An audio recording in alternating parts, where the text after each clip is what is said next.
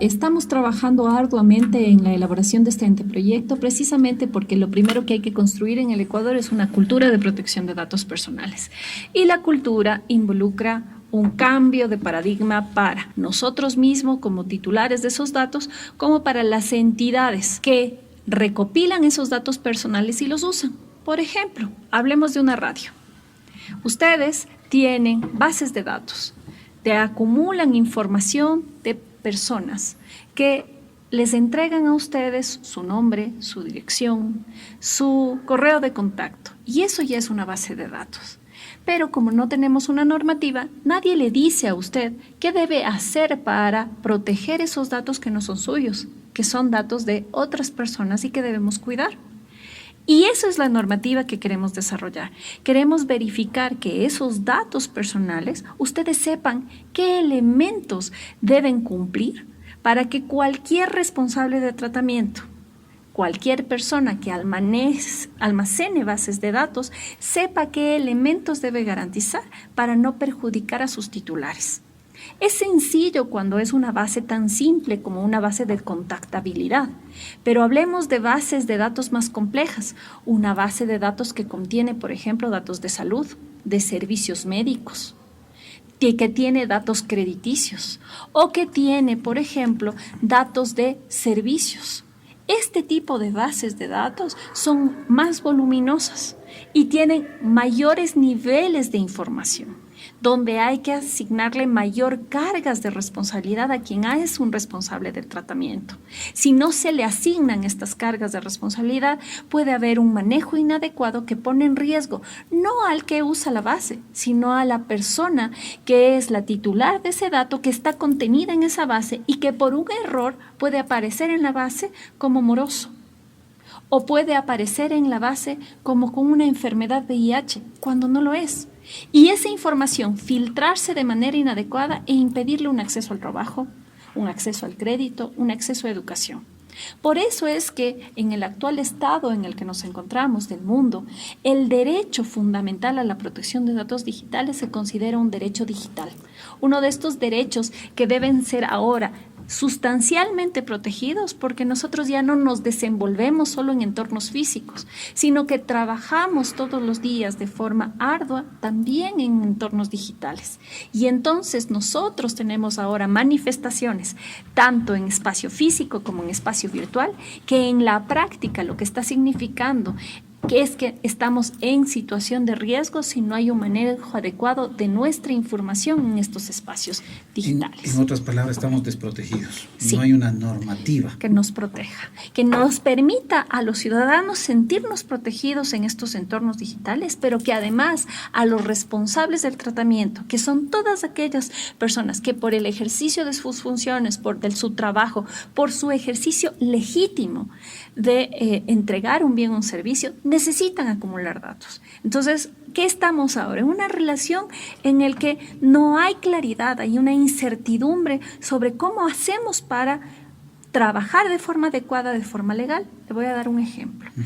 Si es que ahora mismo una aseguradora decide ofertarle a una persona un bien o servicio y esta persona proviene del sector bancario, ¿cómo sabemos de dónde se obtuvo la base de datos? ¿Le pasó al sector bancario? ¿Lo obtuvo porque lo obtuvo a través de información de una rifa o de un sorteo donde usted entregó los datos?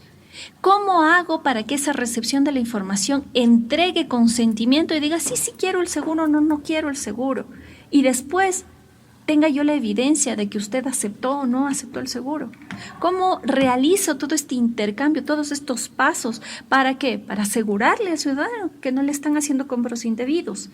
No se trata del cobro en sí mismo, se trata de la relación de confianza entre quien provee un servicio y el ciudadano sobre la base de cómo se manejan esas bases de datos y a quién se entregan y a qué se ceden y con qué finalidades. Claro, justo me están consultando en el sentido de que, por ejemplo, se les llama de ciertas tarjetas de crédito, de ciertos servicios turísticos, y uno ni siquiera se imagina que esas personas tenían nuestros datos, nuestro teléfono. Y no solo tienen teléfono, bueno, fuera que solo tuvieran esa parte, porque los datos personales son aquellos datos que nos identifican, pero también que nos vuelven identificables.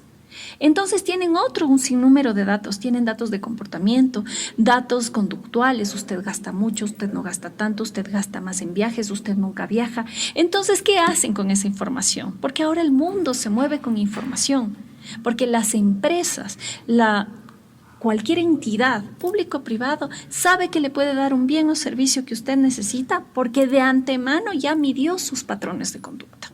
Y entonces se anticipa y le predispone. Y eso no es ilegítimo. El problema es que para que eso sea posible yo tengo que dar mi consentimiento. Si yo no he dado mi consentimiento, lo que se produce es un efecto contrario. Yo me siento transgredido. Es ilegítimo y por lo tanto no quiero saber nada de la empresa. No quiero saber nada del proveedor. Y porque les llaman en horarios inusuales. Y eso es parte de esta no regulación de las actividades, de no saber que para poder yo tratar sus datos, presentarles nueva oferta de servicios, necesito su consentimiento. Y su consentimiento entonces se vuelve elemento sustancial para una interrelación adecuada, para que yo sepa que le puedo llamar solo de tal hora a tal hora, que no le puedo interrumpir en horas de trabajo, que además tengo que respetar si usted me dice ya no quiero estar en la base de datos y entregarle nuevas ofertas, ser más creativos, más ingeniosos para a través de otras formas de publicidad llegar a usted que no necesariamente sea marketing directo, por ejemplo, marketing de fidelización, que incluye más información sobre usted, pero que mejora la relación entre cliente y empresa o cualquier proveedor de servicio. Claro, porque ahora existe una especie, no sé, de desorganización, de descuido de las personas, tal vez y abuso de otras entidades. El mismo caso, si bien no creo que esté enmarcado en datos digitales, o tal vez lo esté enmarcado, lo que ha salido estos días, hay mucha gente que está relacionada con un partido político y aparece como afiliada, sin ni siquiera haberse enterado de que firmó o se afilió a un partido político, ¿no? Y eso es producto de un banco de datos, no sé de quién, pero es banco de datos. Esas bases de datos, por ejemplo, por eso es que hablábamos que las bases de datos pueden tener como responsables tanto a personas públicas como a personas privadas o a entidades privadas. Lo importante es que toda base de datos, independientemente de si han sido elaboradas por instituciones públicas o han sido elaboradas por entidades privadas o por personas privadas, tenga una finalidad legítima. Si es que la finalidad es legítima, por ejemplo, quienes están afiliados por voluntad propia en un partido político, deberán estar registrados en esa base conociendo que esa base es una base de filiación política. Si es que lo desconocieron, ya se incumplió uno de los principios. Y eso es parte de lo que dice la normativa. Usted no puede almacenar ahí datos asumiendo que porque firmó tal documento que en algún momento se refería a un apoyo, a una campaña o alguno, se asume que es parte de la afiliación política. Debe haber un pleno consentimiento. El consentimiento entonces tiene que ser libre, inequívoco.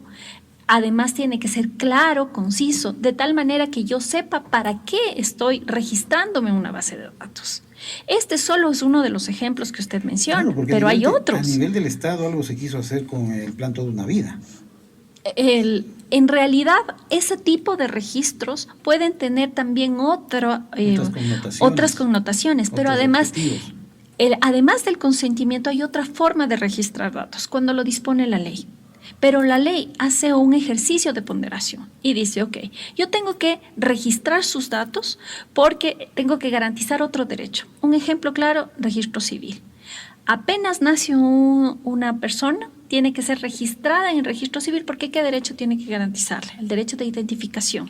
Y a través de ese el derecho de nacionalidad. Y a través de ese otros derechos fundamentales. Entonces, ¿ahí qué hace la ley? Dice, ok, aquí es obligatorio el registro y tiene que usted registrarse apenas nace. ¿Por qué? Porque le garantiza otros derechos. Tengo que registrar, si es que yo quiero ser candidato para un partido político, mi afiliación a ese partido, si no, no puedo ser candidato. En esos casos hay una disposición legal, pero en los otros, en los que yo voluntariamente quiero ser parte de un partido político y inscribirme en no significa que yo esté obligada, ahí sí tiene que estar mi voluntad. Lo mismo para que me provean un bien o servicio. Yo no tengo obligación legal de entregarle mis datos a una proveedora telefónica. Eso sí es mi voluntad. Y entonces ahí prima la voluntad. Entonces, estas dos maneras, unida con el mandato de juez o el mandato judicial, son las tres formas en las que se puede obtener un registro en una base de datos de un titular. Uno, por consentimiento de el propio titular de los datos, otro por la ley que así lo dispone y otro por la disposición judicial de alguien que ya, el juez en este caso, ha valorado el motivo por el cual debe estar incluido en ese registro. Ahora, esta ley que está proponiendo de protección de datos personales y que es parte de una construcción que ustedes han denominado participativa, no es que sale de la iniciativa de ustedes como Dina Radaf, sino es con la participación de algunos entes. ¿Quiénes han participado? ¿Cómo se ha socializado esta ley? Bueno, a mí no me gusta usar la palabra socialización porque no hemos nosotros elaborado ni he tenido un patrón hecho, sino que hemos hecho una construcción participativa. Construcción participativa. Es, la diferencia de un proceso que se realiza así es que nosotros no hemos trabajado con un anteproyecto. Esta vez, el 16 de enero, que es la fecha en la que le invito a la ciudadanía y a todos los que nos puedan acompañar, se va a realizar recién la presentación de un anteproyecto, que es producto de todo el trabajo que hemos hecho durante este año. Hemos tenido reuniones con instituciones públicas, reuniones con la sociedad civil, con especialistas, con ingenieros en sistemas, con todos aquellos responsables de tratamiento que sienten que este tipo de procesos les va a afectar en mayor o menor medida, explicando, comprendiendo, determinando la naturaleza de cada una de las obligaciones que contiene la norma, de los conceptos, de la terminología incluso para que no cause equívocos, a tal punto que tuvimos una serie de mesas de trabajo en los que desarrollamos los criterios generales que debe contener una normativa en primer lugar. Después nos fuimos a los distintos ciudades del país a realizar ya discusiones sobre, habiendo identificado estas temáticas, cuáles son los contenidos claves que deberían contenerlas de tal manera que pudiéramos desarrollar un documento uniforme. Eso nos trabajamos en Cuenca, en Manta, en Ibarra, en Guayaquil, con especialistas, con miembros de la sociedad civil, con la academia, con varios actores que desde distintas perspectivas, porque además si usted se fija, el derecho a la protección de datos personales es completamente transversal, afecta a instituciones públicas y privadas e incluso a nosotros mismos.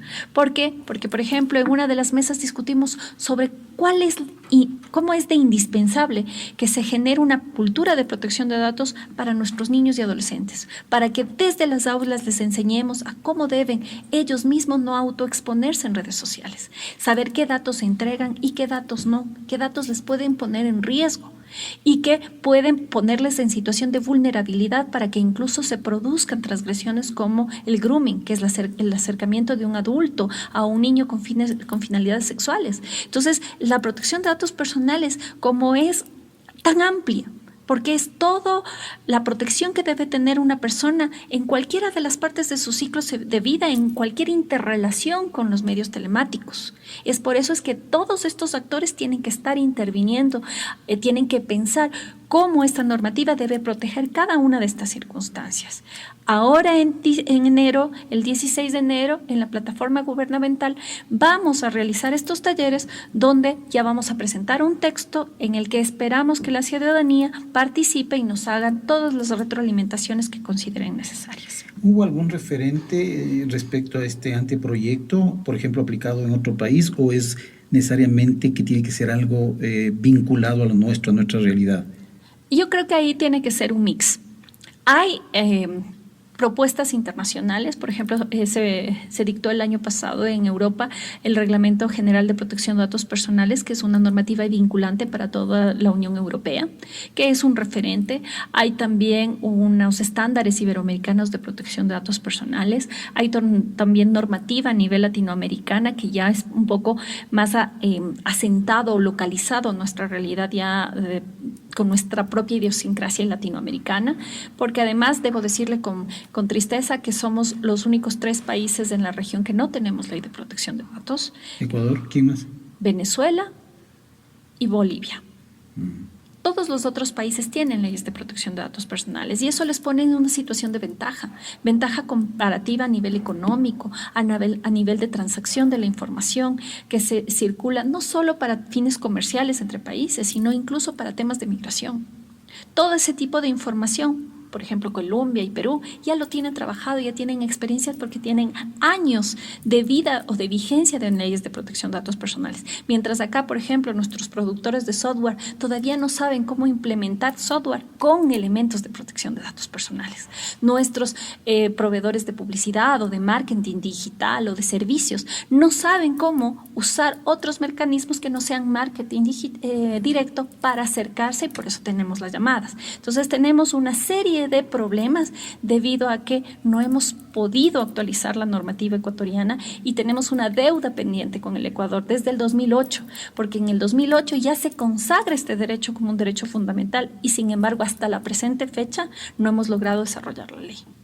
Estamos dialogando esta tarde aquí en De Vuelta y a través de las emisoras municipales con nuestra invitada, la doctora Lorena Naranjo, directora nacional de la Dirección Nacional de Registro de Datos Públicos, DINARDAF.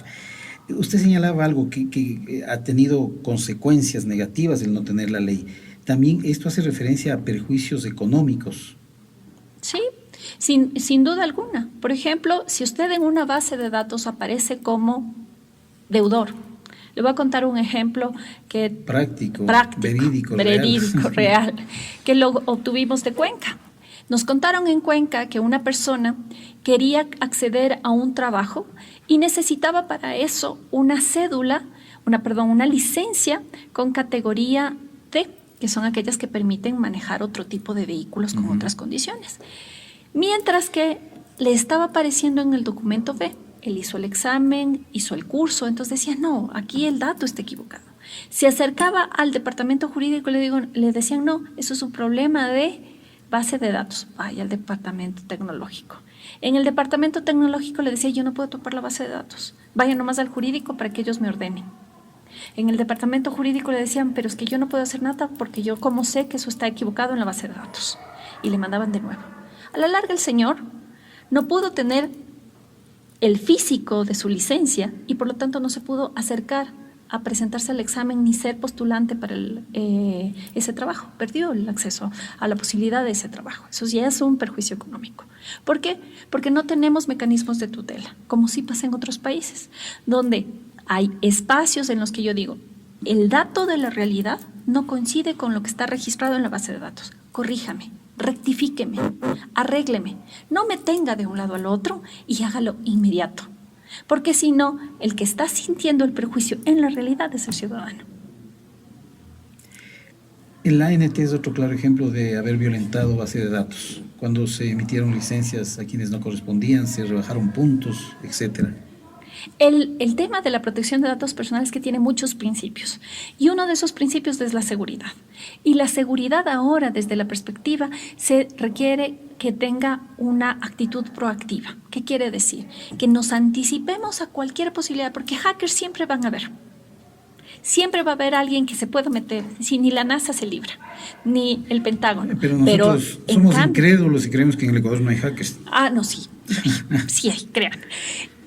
Pero lo importante es que no caigamos por los hackers, sino que tengamos suficientes políticas, mecanismos de seguridad operativos, administrativos, de tal manera que si nos van jalando la información, no se jalen toda.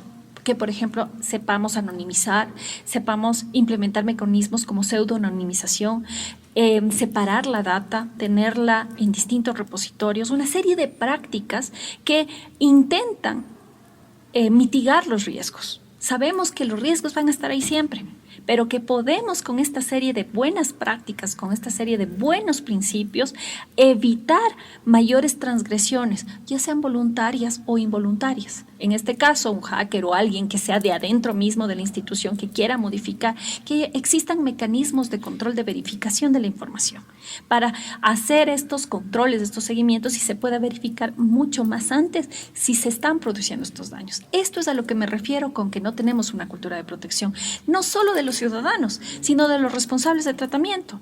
Por eso es que incluso estamos desfasados porque ya Colombia, Perú y todos nuestros vecinos ya están pensando eso, lo están haciendo hace rato y nosotros todavía seguimos desfasados y no hemos logrado implementar todos estos mecanismos que son indispensables, por ejemplo, el principio de seguridad.